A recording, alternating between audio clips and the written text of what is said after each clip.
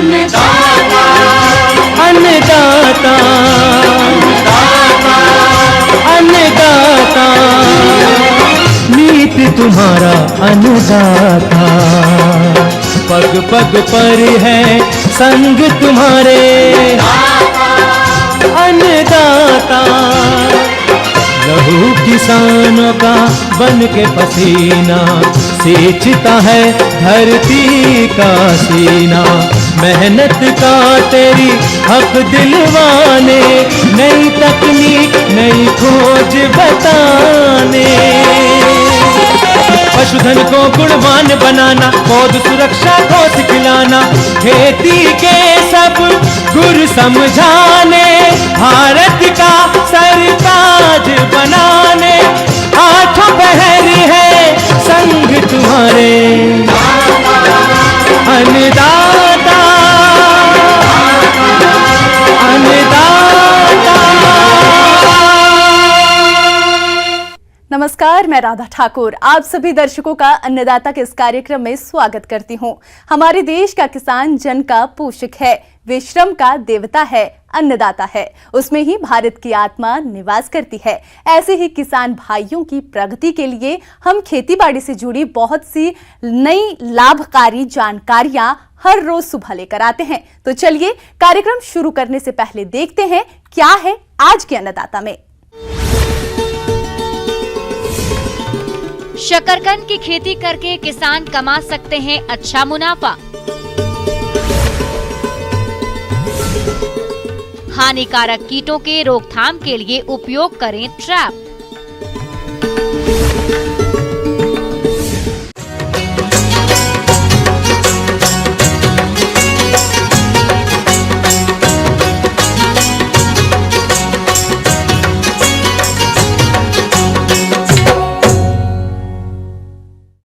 शकरकंद की फसल मुख्य रूप से अपने मीठे स्वाद और स्टार्ची जड़ों के लिए उगाई जाती है। भारत में लगभग 2 लाख हेक्टेयर जमीन पर शकरकंद की खेती की जाती है। अपने राज्य में भी इसकी खेती काफी बड़े क्षेत्र में की जाती है। फिलहाल अभी इसकी रोपाई के लिए सही समय चल रहा है, तो जो किसान इसकी खेती करने जा रहे हैं वे कौन कौन सी बातों पर खास ध्यान दें, आइए जानते हैं।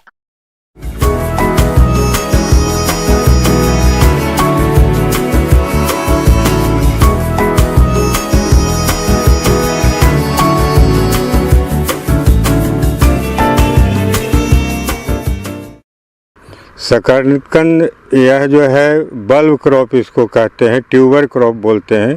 जैसे कि आलू को हम लोग ट्यूबर कहते हैं, उसी तरह शकरकंद भी एक बल्ब क्रॉप है। और इसका जो है खेती जो है बिहार में, मध्य प्रदेश, उत्तर प्रदेश, ये सब राज्यों में जो है इसके बड़े पैमाने पर खेती होती है। और इसका उपयोग जो है कई रूप में किया जा सकता है। जैसे कि कुछ लोग शकरकंद को उबाल कर सज खाते हैं, इसका चिप्स बनाया जाता है, इसका आटा बनाया जाता है। और इसका लत जो है, इसका जो लत्ती जो है जानवरों के पाउडर के रूप में भी उपयोग किया जाता है। शकरकंद की खेती के लिए 21 से 27 डिग्री तापमान उपयुक्त माना जाता है। शीतोष्ण या समशीतोष्ण जलवायु वाले स्थानों पर सफलतापूर्वक उगाई जाती है और जहां से 75 से 150 सेंटीमीटर वार्षिक वर्षा होती है, वहां इसको आसानी से उगाया जा सकता है। तो कटिंग लगाने के पहले खेत की तैयारी बहुत अति आवश्यक है। तो खेत को पहले जो है मिट्टी पलटने वाला ट्रैक्टर से उसको कर लें, जिसको मोल बोल पुलाव कहते हैं, उससे उसकी पूरा जुताई कर लें। उसके बाद 2-3 बार कल्टीवेटर से जुताई करें। और हाँ, अंतिम जुताई के समय लगभग उसमें 250 क्विंटल सड़ी हुई गोबर की खाद और लगभग 40 किलो फास्फेट और 40 किलो पोटास, 30 किलो नाइट्रोजन, ये तीनों को अंतिम जुताई के समय खेत में डाल के अच्छी तरह से मिला देना है। पोषक प्रबंधन के तहत नाइट्रोजन की आधी मात्रा व फास्फोरस व पोटाश की पूरी मात्रा शुरू में लता लगाते समय ही जड़ों में देनी चाहिए। शेष नाइट्रोजन को 2 हिस्सों में बांटकर एक हिस्सा 15 दिन में, दूसरा हिस्सा 45 दिन टॉप ड्रेसिंग के रूप में प्रयोग करना चाहिए। अब जहाँ तक इसकी खेती की बारी है, तो इसकी खेती के लिए हमें उन्नत किस्मों का चुनाव करना चाहिए। तो शकरकंद में कई तरह का कलर आता है। कुछ शकरकंद उजला होता है, कुछ लाल होता है, कुछ बैंगनी कलर का होता है। तो जिस कलर का लगाना चाहते हैं उस कलर का पहले प्रभेद का चुनाव करें। तो मुख्य प्रभेद में जैसे आपका राजेंद्र शकरकंद 5 है, राजेंद्र शकरकंद 35 है, ये सब वाइट कलर का होता है। और राजेंद्र शकरकंद 47 या पर्पल कलर का होता है। और जैसे किरण हुआ, गौरी हुआ, ये सब का जो कलर जो होता है रेड होता है। शकरकंद लगाने का 2 तरीका है। पहला तो है कि अगर आपका कहीं से उसका लत मिल जाता है, तो जैसे कि परवल का जैसे कटिंग करके लगाते हैं, उसी तरह का हम कटिंग उसको लगाते हैं। शकरकंद की खेती के लिए हमें 1 हेक्टेयर खेती के लिए 84,000 लताओं के टुकड़ों या कटिंग की आवश्यकता होती है। एक कटिंग की लंबाई 20 से 25 सेंटीमीटर रखनी चाहिए तथा एक साथ 2 से 3 कटिंग खेत में लगानी चाहिए।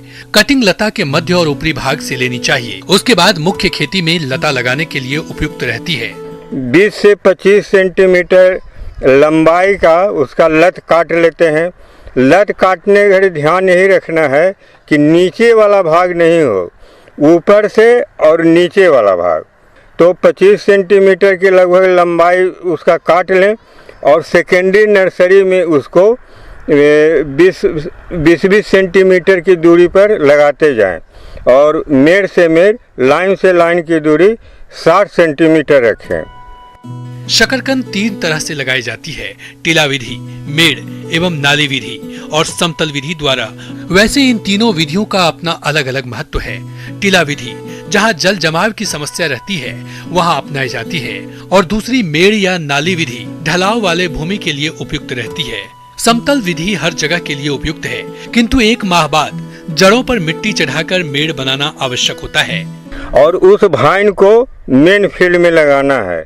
तो लगाने का जो उसका जो दूरी जो हुआ, तो कहीं कहीं लोग लाइन से लाइन 50 रखते हैं, कहीं लोग 60 से रखते हैं। तो निर्भर करता है कि वह वैरायटी का बढ़ाव कैसा है। कहीं वो ज़्यादा फैलने वाला तो नहीं है। अगर ज़्यादा फैलने वाला रहेगा तो हम उसको लाइन से लाइन 60 रखेंगे। और पौधा से पौधा की जो दूरी है, कटिंग से कटिंग जो लगाएंगे, वो हम लगाएंगे 20 से 25 सेंटीमीटर की दूरी पर।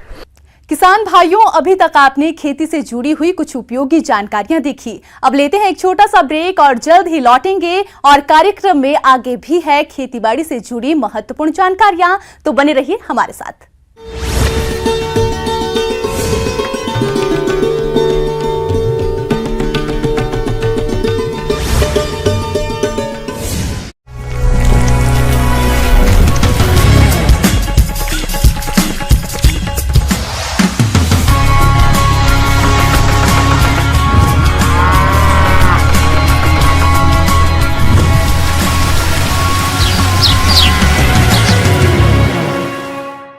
ब्रेक के बाद आप सभी दर्शकों का अन्नदाता में स्वागत है। तो चलिए अब रुख करते हैं अगली कड़ी की ओर।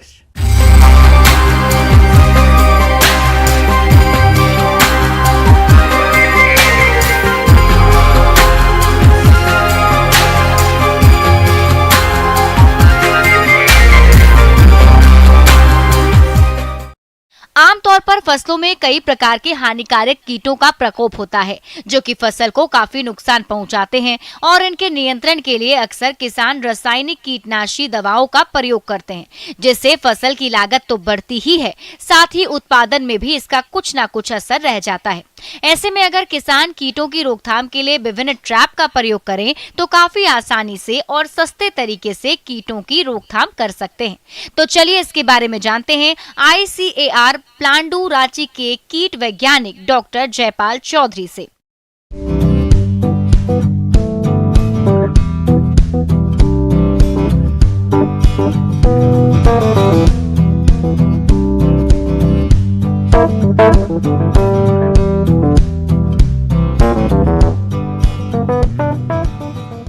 किसान भाइयों को जानकारी के लिए आवश्यक है कि बहुत सारे जो कीट नियंत्रण की विधियां हैं उनमें कीटनाशकों के अलावा और भी बहुत सारा विधियां हैं। किसान भाई इसी में हम बात करते हैं ट्रैप्स की। ट्रैप्स में हम बहुत सारी ट्रैप्स जो मार्केट में मिलती भी हैं या फिर किसान भाई अपने स्तर पे बना भी सकते हैं।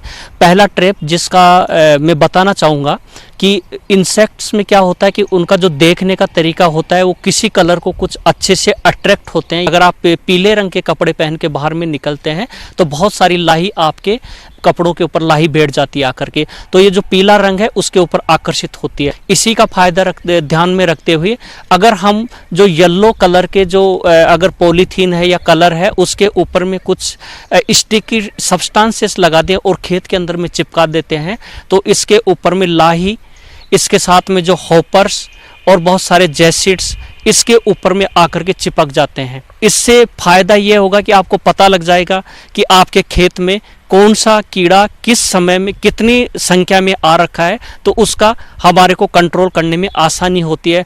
तो ये येलो स्टिकी ट्रैप्स हैं। अगर इसी कलर को हम ब्लू कर देते हैं तो ये ब्लू स्टिकी ट्रैप्स जिसमें बहुत सारे थ्रिप्स की स्पीसीज भी ट्रैप होती हैं। और हमने यहाँ पे देखा है कुछ जो मॉथ्स हैं, जो हानिकारक मॉथ हैं, वो भी इसके ऊपर आकर्षित होते हैं। तो ये दो तरह के ट्रैप्स हैं, येलो और ब्लू स्टिकी ट्रैप्स। आप खुद से बना सकते हैं। जो येलो कलर का जो पॉलीथीन लेके या ब्लू कलर का पॉलीथीन लेकर के उसके ऊपर में आप स्टिकी सब्सटेंसेस, ग्रीस या जो तेल होता है करंज का तेल, ये लगा करके आप फील्ड में किसी जो लकड़ी होती है उसके ऊपर में चिपका रख दीजिए तो कीट पतंगे आकर के उसकी तरफ में आकर्षित होंगे और चिपक करके जो नुकसान होने वाला है उससे आप बचा सकते हैं। टी आकार की खूंटी लगाना। आमतौर पर पक्षी अधिकांश कीटों को खाते हैं। ऐसे में अगर खेतों में पक्षियों को बैठने का स्थान दे दिया जाए तो काफी हद तक हानिकारक कीड़ों को ये पक्षी खा जाते हैं। इसके लिए खेत में 10 से 12 स्थान पर टी आकार की खूंटियां लगा देनी चाहिए। लेकिन ध्यान रहे कि जब फसल में दाने बन रहे हो तो इन खूंटियों को निकाल दें। पक्षी फसल को भी नुकसान पहुंचा सकते हैं। फेरोमोन ट्रैप या गंधपाश। फेरोमोन ट्रैप फसलों को क्षति पहुंचाने वाले सूडियों के नर पतंगों को फंसाने के लिए प्रयोग किया जाता है। इससे सबसे पहला इन ट्रैप से होता है कि आपके खेत में संक्रमण कितना है इसका पहला पता चलेगा। अगर इनकी संख्या बढ़ा देते हैं तो कीट नियंत्रण में भी ये सहयोग करेगा। इसके साथ में कई बार देखते हैं कि अगर कीटों को समय पर, अगर फिरामोन्स के स्पेशल केस में देखते हैं, अगर कीटों को जब मेटिंग करते हैं उस टाइम में उनको डिस्टरबेंस किया जाता है इन ट्रैप्स के द्वारा, तो उसका भी इनमें इसके प्रयोग से उनकी संख्या में कमी होती है। वही ट्रैप प्लास्टिक का बना होता है जिसमें कीप के आकार के मुख्य भाग पर लगे ढक्कन के मध्य में मादा कीट की गंध युक्त ल्यूर लगाया जाता है जो नर पतंगों को आकर्षित करता है। कीप के निचले भाग पर पॉलीथीन की थैली लगाई जाती है जिसमें नर पतंगे फंस जाते हैं। थैली के निचले मुख पर रबड़ बैंड हटाकर फंसे पतंगों को मारकर निकाल दिया जाता है। ल्यूर विभिन्न प्रकार के नर कीटों को आकर्षित करने के लिए अलग अलग गंध का ल्यूर लगाना होता है। ये सब जो ट्रैप्स हैं वो आपको बाजार में काफ़ी कम दर पर उपलब्ध हैं, जिनका किसान भाई हर फसल में अलग अलग तरह का जो फेरोमोन ट्रैप्स हैं उनका प्रयोग कर सकते हैं। अगर बारिश के मौसम में अब हम देखते हैं तो इसमें फल मक्खी का प्रकोप बहुत ज़्यादा होता है। फल मक्खी का जो पिल्लू होता है सफ़ेद रंग का, फलों के अंदर में जैसे आम में, अमरूद में, लीची में, सपोटा, जो भी फ्रूट्स है उसमें एक सफ़ेद रंग का पिल्लू पाया जाता है। इस पिल्लू की वजह से फल सड़ता है। इस कीट का नियंत्रण करना बहुत मुश्किल होता है क्योंकि उसी समय में फल पकता है तो हम कीटनाशकों का प्रयोग नहीं कर सकते हैं उस समय में। यदि फल का पकने से पहले हम इन फेरोमोन ट्रैप्स का, इसके लिए मिथाइल यूजिनोल, इस मिथाइल यूजिनोल का 4 भाग, इथाइल एल्कोहल को 6 भाग और 2 भाग जो सक्सेस आता है उसको मिला करके, इस रेशियो में मिला करके जो लकड़ी के वुडन जो ब्लॉक्स होते हैं उनको 72 घंटे या 48 घंटे के लिए आप डुबो करके उसको खेत में जो पानी की खराब बोतलें हैं उसमें उसको डाल देते हैं और छेद बना के लटका देते हैं। इससे क्या होता है, जो नर मक्खियाँ होती हैं वो उसकी तरफ में आकर्षित होती हैं। मादा मक्खी को मेटिंग के लिए नर चाहिए, उतने नहीं मिल पाने की वजह से समय पर वो उस फल में अंदर अंडे नहीं दे पाती है। तो आपको ये बचने का जो फेरोमोन्स का ट्रैप का टेक्निक्स है जो फलों में, ये बहुत अच्छा कारगर साबित होता है यदि इसको समय पर लगाया जाता है और सही संख्या में लगाया जाता है। आपको कुछ समय के बाद में ब्लॉक्स को 15 से 20 दिन बाद में बदलना पड़ता है। इसके साथ में बहुत सारे ट्रैप्स और भी हैं। इन ट्रैप्स को जो ये अगर कलर जो उसकी बात कर रहे थे तो कुछ यूवी लेंस होती हैं जिसके ऊपर में इंसेक्ट बहुत आकर्षित होता है, उसका फ़ायदा उठा करके अभी जो बारिश का मौसम है हम लाइट पर देखते हैं कि बहुत सारे कीट पतंगे, स्पेशली जो दीमक का प्रकोप है वो बढ़ जाता है। दीमक का जो एडल्ट्स होते हैं वो लाइट पे आते हैं, इसके साथ में जो सफ़ेद लट होती है उसका जो भ्रंग होता है वो लाइट पर आता है। तो इसी का फ़ायदा उठा करके यदि हम खेत में एक बल्ब जला करके उसके नीचे में जो एक बड़ा सा बर्तन रख के उसमें थोड़ा केरोसिन डाल दीजिए, इसमें बहुत सारी जो शाम के समय में दीमक और जो सफ़ेद लट के जो भ्रंग है वो आकर के नियंत्रण होंगे और जो आने वाली फसल है उससे आप बचा सकते हैं। ये देसी तरीका है। इसके साथ में आपको मार्केट में बहुत सारे लाइट ट्रैप्स और सोलर बेस्ड ट्रैप जो मिलते हैं वो उनका भी आप प्रयोग कर सकते हैं, जो लाइट ट्रैप्स हैं। किसान भाइयों, फसलों में ट्रैप का लगाने के फायदे अनेक हैं, जो इस प्रकार से हैं। हानिकारक कीटों को नियंत्रित करता है और हानिकारक कीटनाशकों के प्रयोग को कम करता है। वहीं आर्थिक रूप से होने वाले नुकसान से बचाता है और अच्छे गुणवत्ता की पैदावार मिलती है, जिससे किसानों को अधिक फायदा होता है। आगे और भी है खेतीबाड़ी से जुड़ी बहुत सी रोचक जानकारियां, पर यहाँ रुकेंगे एक छोटे से ब्रेक के लिए और जल्द ही हाजिर होते हैं।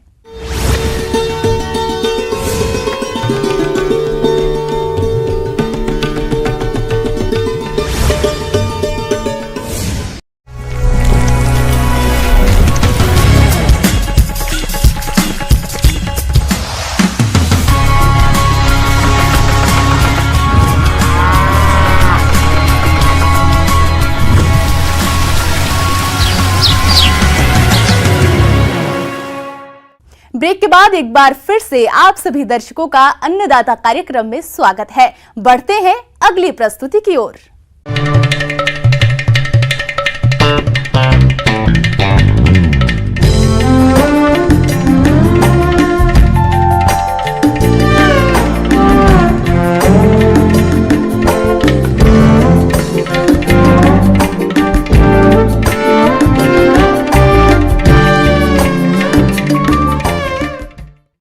किसानों की आमदनी बढ़ाने की कवायद में जुटी सरकार पूरे देश में अरोमा मिशन के तहत औषधीय फसलों की खेती को बढ़ावा दे रही है। लेमन ग्रास भी उसी में से एक फसल है, जो कि एंटीऑक्सीडेंट और विटामिन सी का सबसे बेहतर सोर्स है।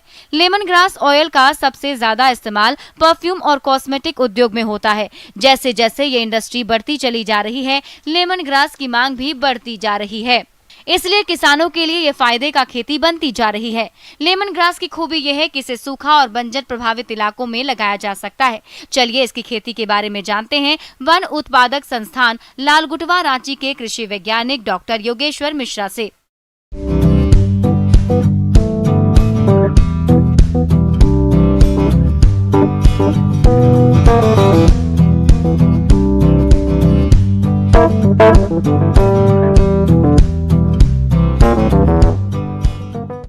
सर्वप्रथम मैं लेमन ग्रास के बारे में बताना चाहूँगा। ये घास कुल का प्रजाति होता है, ग्रेमिनी जिसको बोलते हैं फैमिली हम लोग। इसका एक सदस्य होता है और इसका बिहेवियर बिल्कुल घास की तरह होता है। इसका मतलब, कहने का मतलब ये कि ये घास की तरह ही व्यवहार करता है। ये चाहे आप इसको बहुत ही आर्द्र कंडीशन में या बहुत ही सूखे कंडीशन में ग्रो करना चाहें तो दोनों ही तरह की स्थिति के लिए बहुत ही उपयुक्त होता है। लेमन ग्रास, जिसे नींबू घास भी कहते हैं, इसकी खेती सिंचाई की सुविधा हो वहाँ तो हो सकती है, जहाँ सिंचाई की सुविधा नहीं हो वहाँ भी की जा सकती है। जहां सिंचाई की सुविधा नहीं होती वहां इसे बरसात में लगाएं और जहां सिंचाई हमेशा मिल सकती है वहां अधिक ठंड और अधिक गर्मी को छोड़कर कभी भी लगा सकते हैं। इसकी खेती उन क्षेत्रों के लिए अधिक फायदे वाली है जहां जंगली जानवर फसलों को नुकसान पहुंचाते हैं, क्योंकि इसे कई जंगली या छोटे जानवर नहीं खाते हैं। साथ ही रोग कीटों की समस्या भी नहीं आती है। इसके बारे में मैं बताना चाहूँगा कि जो सॉइल कंडीशन जो होता है, दोमट मिट्टी और जो थोड़ा सा रेतीला मिट्टी होता है, ये इसके लिए बहुत ही उपयुक्त होता है। अब मैं चर्चा करना चाहूँगा कि कैसे बीज हम प्राप्त कर सकते हैं। तो राष्ट्रीय जो बागवानी मिशन है, इसके अनेक एजेंसी झारखंड में कार्यरत हैं। इवन के रांची सेंटर में इसकी बहुत ज़्यादा एजेंसीज कार्यरत हैं। इनके माध्यम से आज इसकी जो उन्नत प्रजाति है, जो कि CMF लखनऊ ने डेवलप किया हुआ है, रोजा करके एक वैरायटी है, हरित करके, ऐसे और अनेक 2-3 प्रजाति विकसित की है, जिसके अंदर ऑयल का कंटेंट बहुत अच्छा होता है। तो इस तरह से कृषक बंधु जो हैं चाहे तो ऐसी एजेंसी से संपर्क करके इसके बीज को प्राप्त कर सकते हैं। आइए अब लेमन ग्रास के उपयोग के बारे में जान लें।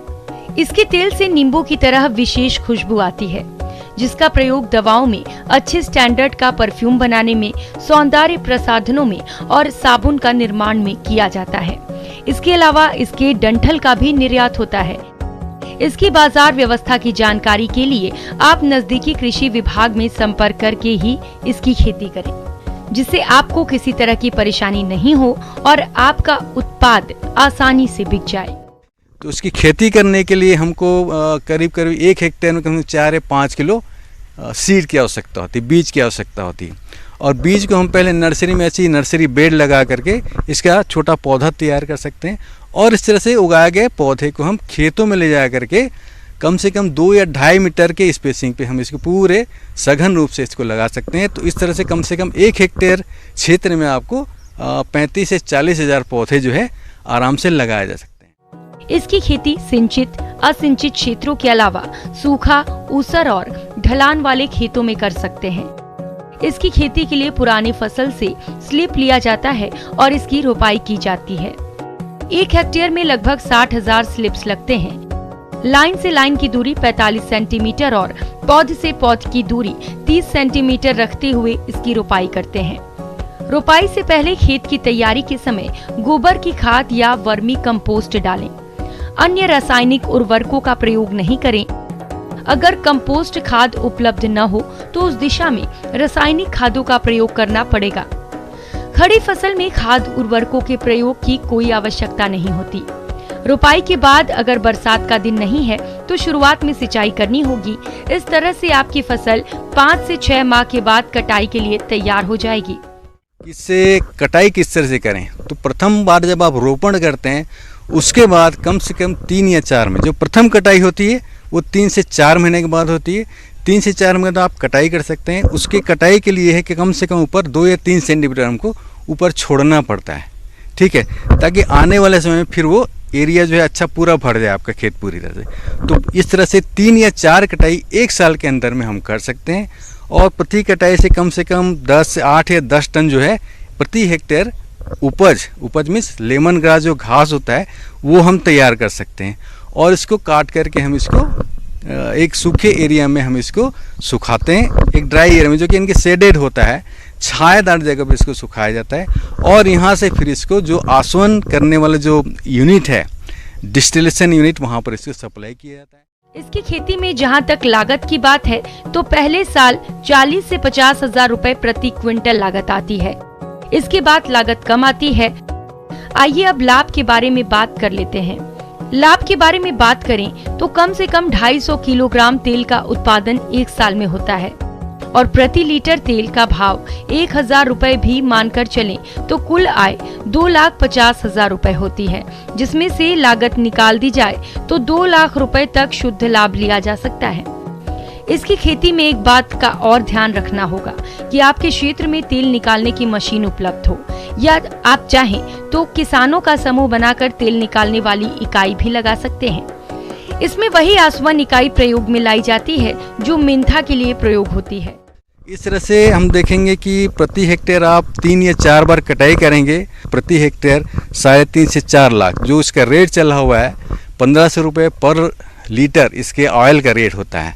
तो इस तरह से कम हम 1 हेक्टेयर में 3.5 से 4 लाख रुपए का उपज हम निकाल सकते हैं। तो ये पूरा एक प्रोसेस होता है। इसके माध्यम से मैंने आपको समझाने की कोशिश की किस तरह से लेमन ग्रास की प्रजाति का आप खेती कर सकते हैं, किस तरह से इसको आय अर्जित करके आप अपने आर्थिक स्थिति में सुधार ला सकते हैं। बहुत बहुत धन्यवाद।